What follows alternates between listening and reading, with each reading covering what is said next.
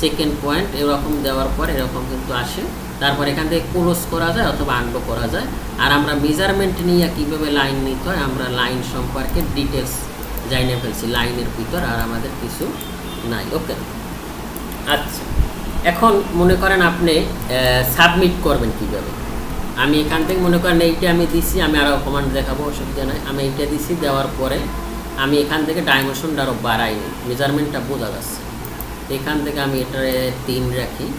ওকে, 3 রাখার পর এটাকে আমি ওকে দিলাম। ওকে দেওয়ার পরে এরকম এটারে দিলাম, দেওয়ার পর এরকম আসছে।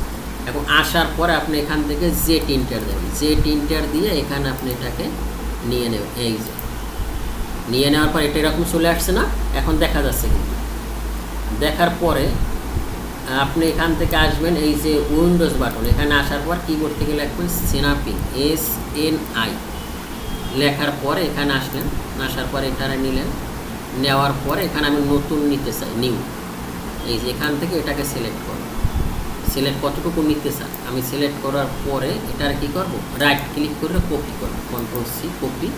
কপি করে এখন আমি যেখানে পোস্ট করব, যে আমি এখানে আমার পেজে চলে আসলাম। পেজে এখানে আমার পেজ কোনটা, এখান থেকে আমি আমার প্রোফাইলে গেলাম।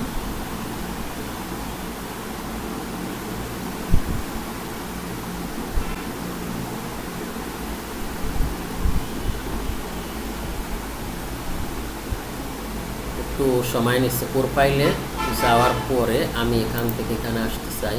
ওকে,